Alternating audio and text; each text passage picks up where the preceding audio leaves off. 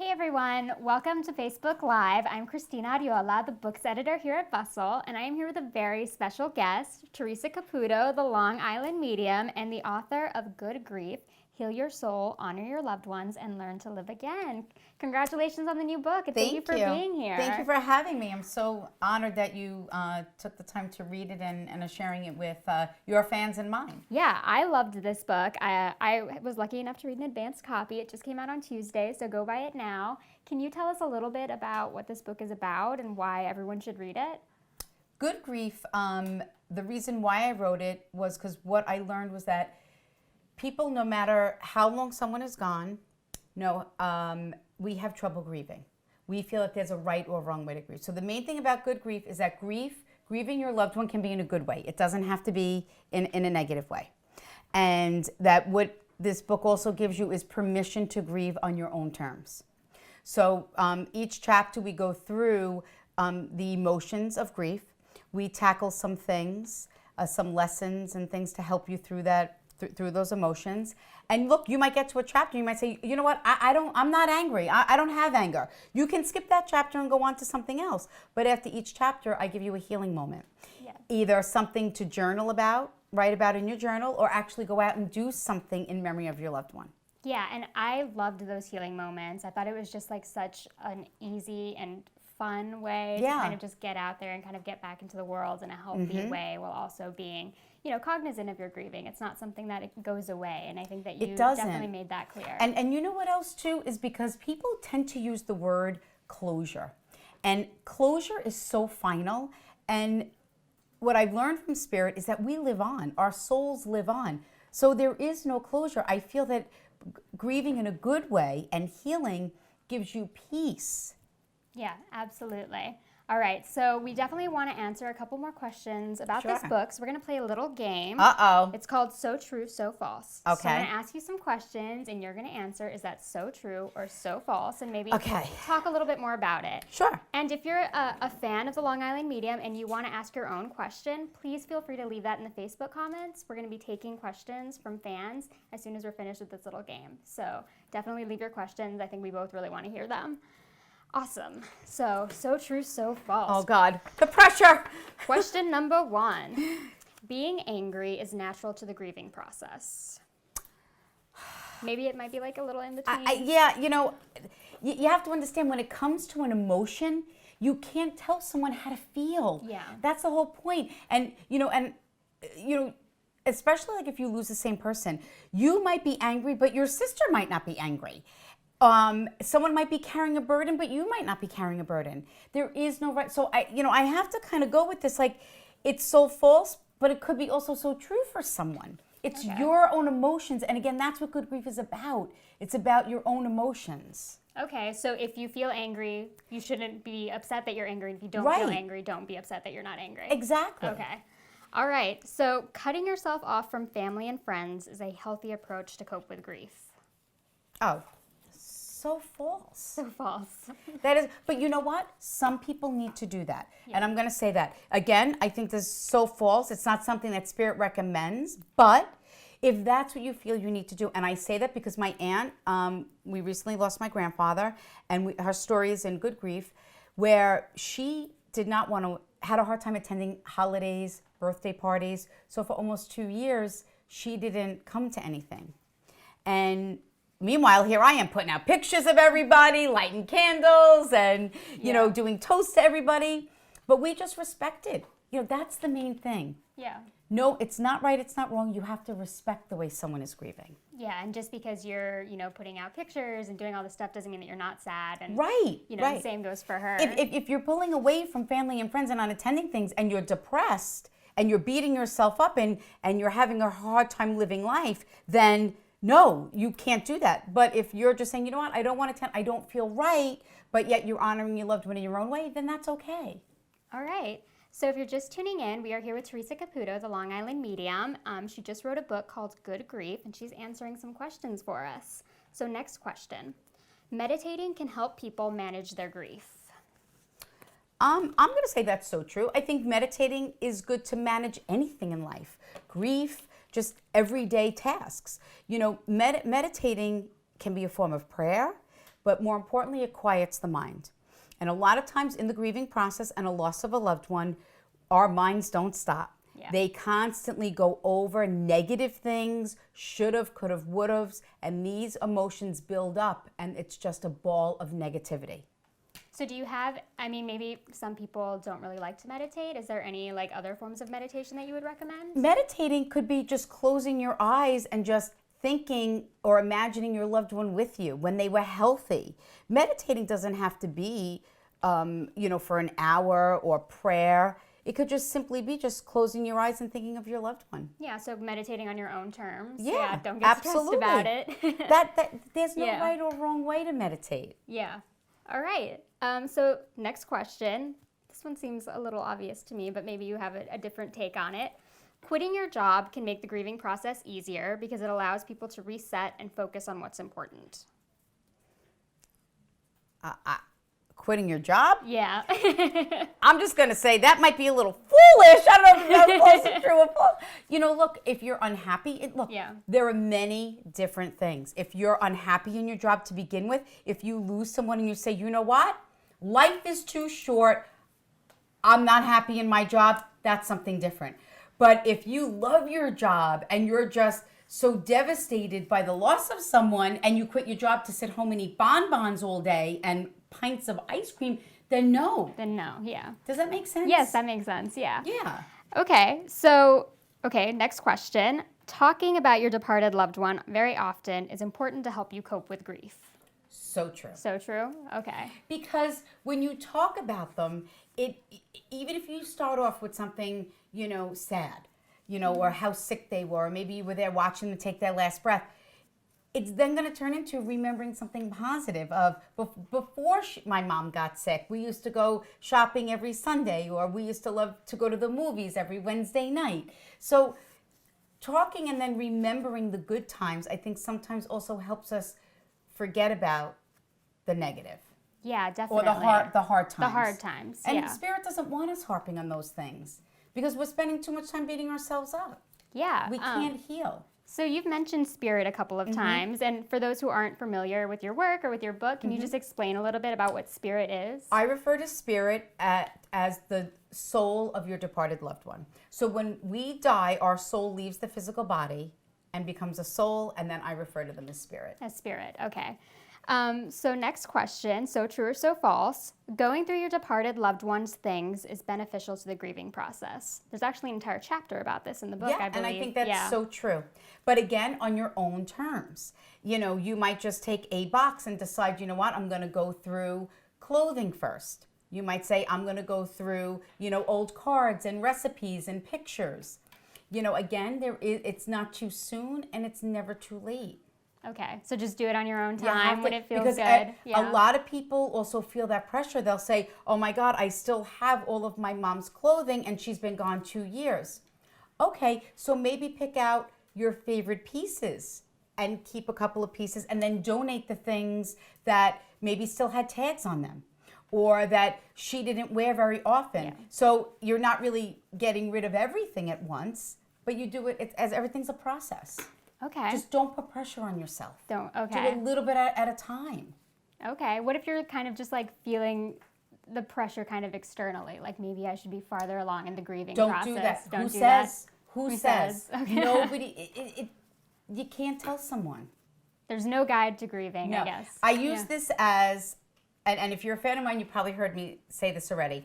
I refer to it as the same thing as having a baby.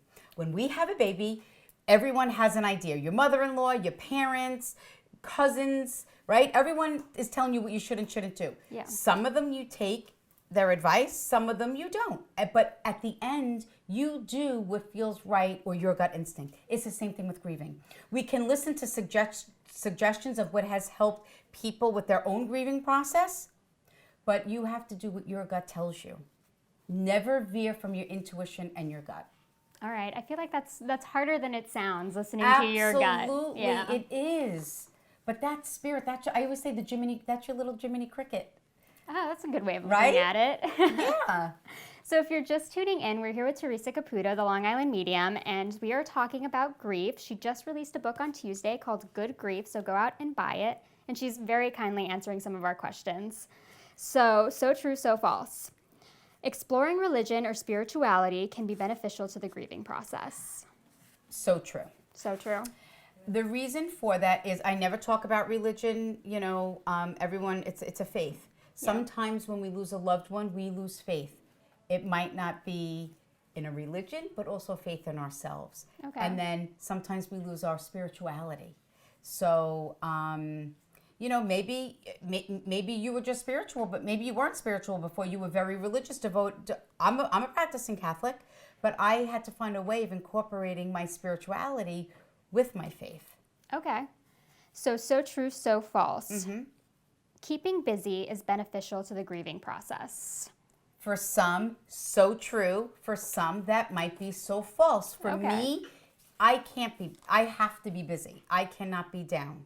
Okay. It's just my personality, and that's different, All right. So next question. Helping or giving back to others can be beneficial to the grieving process. So true. So true. So true. I don't think I'm using my fans. So true. Of course, because giving and doing something nice for someone or paying it forward is, whether you lose someone or not, it's such a feel-good thing, right? Absolutely. Hold the door for someone. Buy someone a cup of coffee online at Starbucks. Or, if you see someone's grumpy, tell them, maybe I like your jacket, or I love your hair, or I hope you have a better day. Yeah, and I really think that losing someone really puts into perspective that life is too short to not be kind. Absolutely. And so I feel like just doing that, living that every day is really beneficial. Be so nice honoring their to memory people. too. Just be nice to people. Be nice to people. Just be nice. Golden rule. All right, so that actually flows very nicely into our next question. Losing a loved one puts what really matters into perspective. So true, so false. So true. So true. Sometimes you need that little reset, or to remind you that life is too short. Yeah, absolutely. And also, you're responsible for your own happiness. Yeah, and sometimes, taking care of, say, someone that's ill, we put ourselves on the back burner, and then we don't know what to do after they're gone. Yeah, absolutely. So definitely, I feel like it makes you re-examine what's important and what's important in your own life. Awesome. So I don't have any more so true, so false questions, but I do just have some general questions that you can answer without the paddles. Okay. And we do have some fan questions as well. Okay. So if you're a fan and you're watching this video and you have a question for Theresa, feel free to leave it in the comments. We're definitely going to be taking some of those questions throughout the video.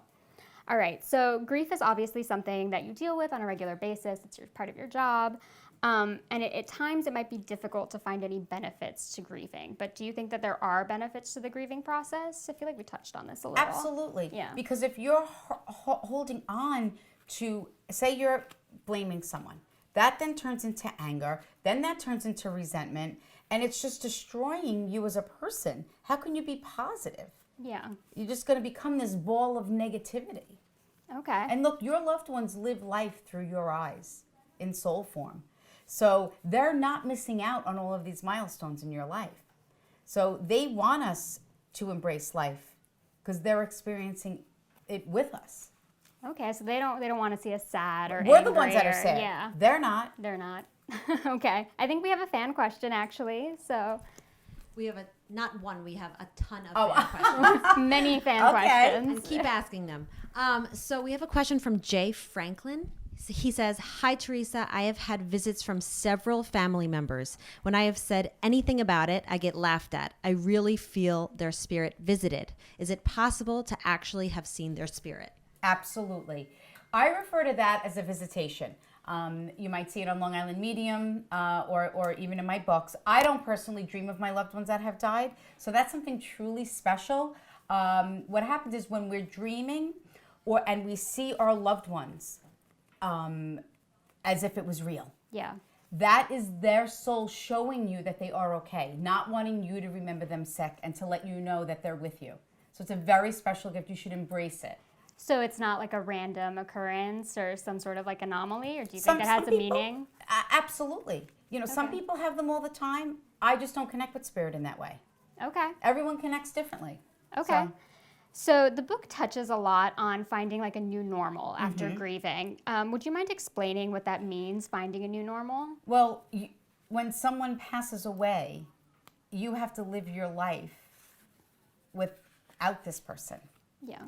And they might have been part of your daily routine, you know, that you want to go up and, you know, call them, you know, when something awesome happens, or just that good morning, if that was part of your routine.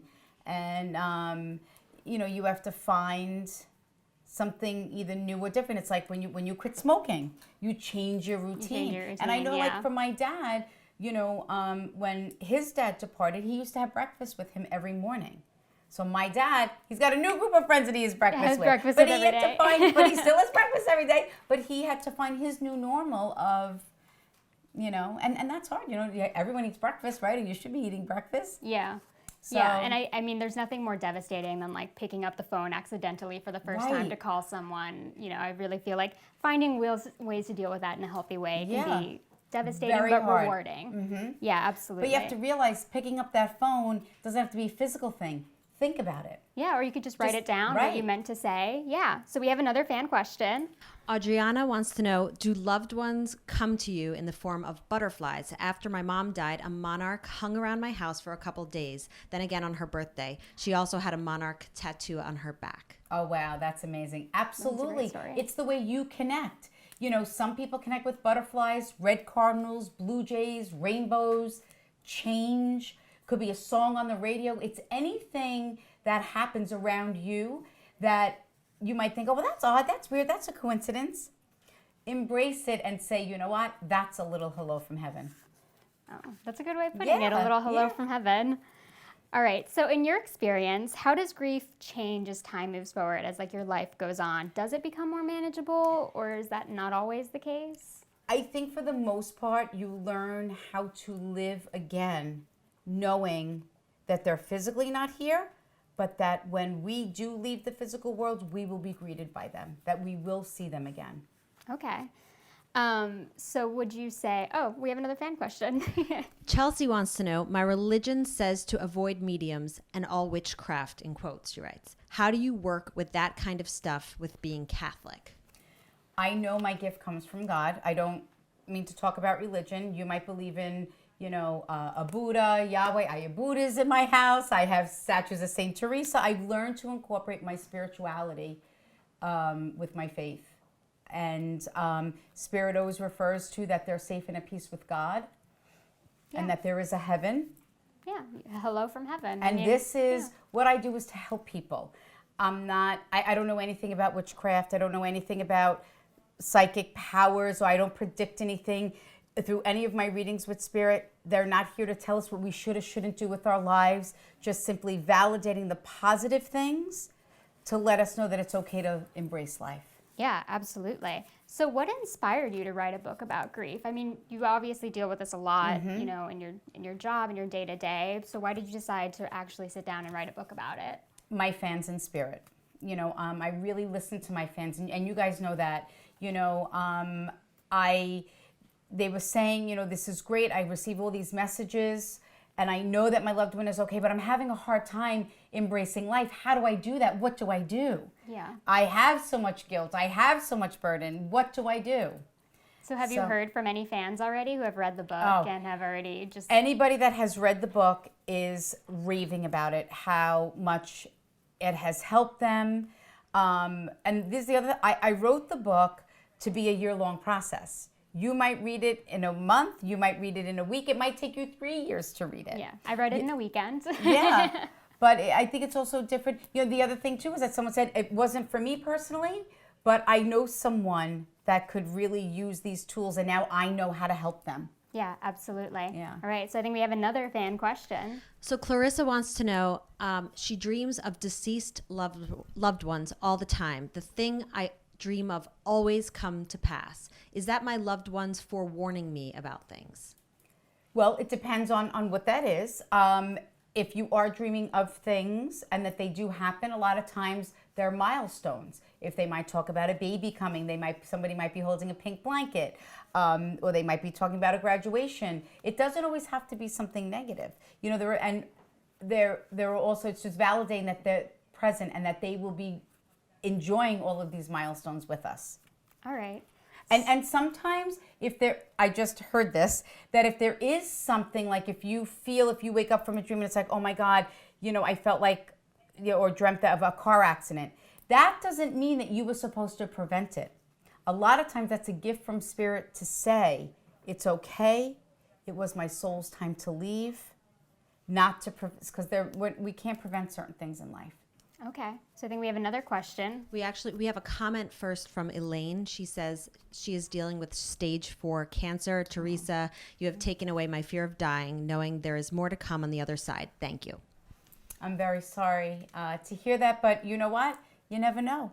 I've had many clients stage 4 cancer, and they're still with us 10 years later. So I will keep you in my prayers, and may God bless you and your family.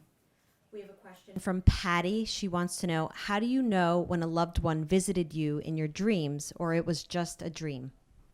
Usually, if you think that you dreamt of them or you felt them, it's real. We question it because it's like, how could it be? Yeah. They're gone, they died. And then you question everything else. So if you wake up even thinking about your loved ones or you feel like you were just with them, know that that was a visitation, even though you might not have seen them so vividly.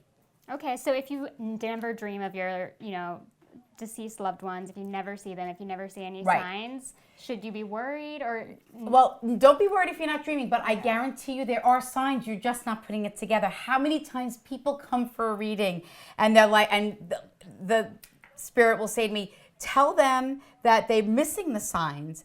And they'll be like, I'm not seeing any signs. I'm like, well, they're showing me, quarters. And they're like, every morning I find a quarter when I get up out of bed. Or I'm just, thinking. But sometimes because we think that, oh my God, if you say, Mom, if I see 4 red cardinals and 2 butterflies, I know that that's you. You can't do that. You might just smell someone's perfume. Maybe if they smoked, you might smell cigarette smoke. You might see a shadow at the end of the hallway or feel like someone's standing behind you and there's nobody there. That's the energy. It's the soul that you're feeling. So seeing is very different because you have to remember your loved one doesn't have a physical body anymore. So you're physically not going to see them. Okay. So you have to kind of go with your other senses, smell and feeling. Okay. So I feel like we're not used to observing the world in that way. So you definitely have to expand your mind a little bit. And especially today with the hustle and bustle of life, we forget that. That's why when you do like mindless tasks, when you sleep, maybe when you shower or you're vacuuming or folding laundry, you might be like, I feel like I hear my mom call my name. That's because your mind's at rest. Oh, interesting. Yeah. Maybe I'm just, missing signs because I'm text messaging or something. Exactly. Meditate. All right, we have another fan question. We have a question from Angela. She wants to know, how do you communicate with someone who can't speak English in the spiritual world? People ask that all the time because I don't hear the way we hear in the physical world. I feel. And it's so interesting. I'll be like, did your loved one speak in a different language? I can't hear them, but I feel it. I can't explain it. So, and because they do it through feeling and through signs and symbols, you don't have to speak English to be able to do that for me. Okay. Is there also speaking English? Does that also happen or is it just all feeling? Sometimes I'll hear a word. Okay. I hear things, but it's mainly through just a knowing and through feeling. And through feeling. All right. So of the stories you've heard of people experiencing grief in their lives, is there one in particular that really stands out to you? I know there's a lot of these stories in the book. So. Yeah, I don't mean to sound cliche, but they're all special because no matter what the message is, no matter who someone lost, they're receiving a message from their loved one that is giving them peace. Yeah. It's those little things that are just, that are just so weird that I say so randomly, and it's like, what? And you see you just see the relief on their face. It's incredible. Yeah, you have an amazing job. I have an amazing gift. Yeah. All right, fan question. We have a question from Tina. She wants to know, why do souls come to you during the night? Is it because you're more relaxed? I've had this happen many times, and I am far from being psychic. I don't know these people. Well, because like we talked about, when your mind is at rest. So when we sleep, I always say that between the hours of 12 and 5 are our teaching hours because our mind's at rest. Young children and animals, if you ever notice children, they will just say the darndest things. They might make reference to someone that has been departed, or they might talk about imaginary friends. 9 times out of 10, it's a loved one that has been departed that they're seeing and feeling because their minds aren't busy with burdens. We make excuses if we see a shadow or we think we hear someone talk. We're like, oh, you know what? I was a little tired. I'm just seeing things, right? So have you ever experienced like animals being able, or like where you thought that an animal was able to see a spirit or feel a spirit? Yeah. So it could be, sometimes they'll just stare at nothing, bark at nothing, act odd, or like lay in that one person's spot. Like say if your dad always sat in a certain chair, they might always sit in that spot or lay right by there, or always gravitate towards their bedroom. Oh. Yeah, pay attention to those things. Pay attention to the animals. Yeah. Mm-hmm. All right, another fan question. Jenny wants to know, my mom and I love you. Do you ever communicate with pets who have passed, or even pets that are still here? Yes. So I've actually even seen my Petey in spirit. Oh. We lost Petey 3 years ago. And people have, if you've seen Long Island Medium, we just had Carson Kressley on, and his horse had died, and his horse came through. I had someone who had a pet squirrel that came through. People lose dogs and cats. You also have to understand, sometimes someone cannot, or they choose not to have children, and their pets become their children. So yeah, it's like losing a child. It's an important part of the family. Yeah, when you lose a pet, it's like losing a part of your family. Yeah, absolutely. I think we have another fan question. Oh my gosh. I have amazing fans. We'll be here all day. We have a question from Luann. My mom comes into my dreams sometimes, but she doesn't talk. Is there a reason why? My brother doesn't come to me. Is he upset with me? What happens is your mom, a lot of times you won't hear spirit speak. Some people have actual conversations. She's just showing you that she's okay. Sometimes what happens is your brother, if you worry if he's at peace, if you see him for a split second, if you call out his name and he disappears, because it takes a lot of energy for spirit to do that, you might think that he's angry or upset. Look for the other signs that you might be. Your brother just showed me the radio. So do you either see the time that is the same, like 333, 444, 1111, or just a specific time? Know that that's him. And also if you hear a song on the radio that reminds you of him, like if you just happen to turn the radio on and it's not a current top 40 hit, know that that is his soul prompting you to do that. Yeah. It's not that he is the radio. He's prompting you to turn it on or change that channel. Yeah. Okay. So have you ever experienced a spirit that was angry or upset, or are they benevolent for the most part? No. What they'll acknowledge is that we're angry or that we're upset. A lot of times, if their personality here in the physical world, if they were angry, they will say, I've learned that lesson. I take responsibility for my actions, and I'm sorry. Okay. Yeah. So we have another fan question. Tracy says or asks, I can hear my parents in my dreams, but I never see them. What does this symbolize? They're just letting you're hearing them. You know, seeing spirit doesn't mean that they loved you more because you're dreaming of them. It's your connection. So this seems to be a pretty popular thing. Yeah, it is. Because I think people put so much, that was much. another reason for good grief, because I think people put so much pressure on, I'm not seeing this, I'm not dreaming of them. My sister's dreaming of my dad. I know my dad really loved my sister more than me. No, it has nothing to do with that. Okay. All right, another fan question. Wendy asks, my daughter has been in so many different people's dreams, but I have still not had her come into any of my dreams. Why would she not come to me? I know that might be something that we say, I want that, but it might not be what we need right now. And especially if a soul is going to so many other people, it's because they're reaching out to say, yes, I am okay. Because again, it might be our grief, or it might be so, because what I saw when you read that question was like her soul, and then I lifted a Band-Aid and it's all raw. So, you know, sometimes not, and you put sometimes too much pressure on ourselves to dream. What if if you're scared almost of like seeing signs or seeing things in dreams, will the spirit be like, okay, I'm right. gonna hold off? Because it is, you know, like we talked about before, sometimes it's hard to really, do I use the word accept or embrace that they're really gone? You know, sometimes someone might just imagine their loved one at school or at work or on vacation. Yeah. If that's what you need to do, then that's okay. So sometimes seeing them in spirit form might be too much of a reality.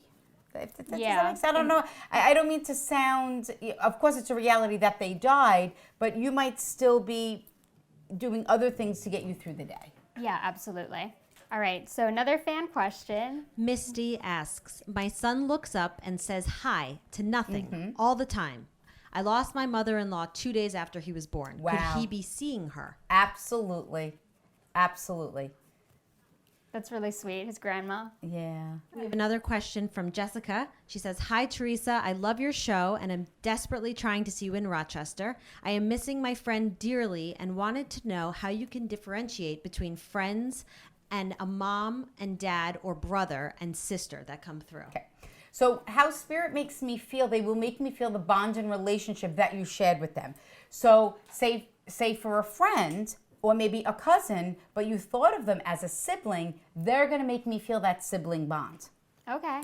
And it might be the same thing for a mother-in-law or a grandmother. I'm going to feel a mother soul, like a mother. Okay, so is it possible to feel spirits that you never met? Like if your grandma passed away Absolutely. before you were born? Okay. Because it's a soul circle. Okay. Yeah.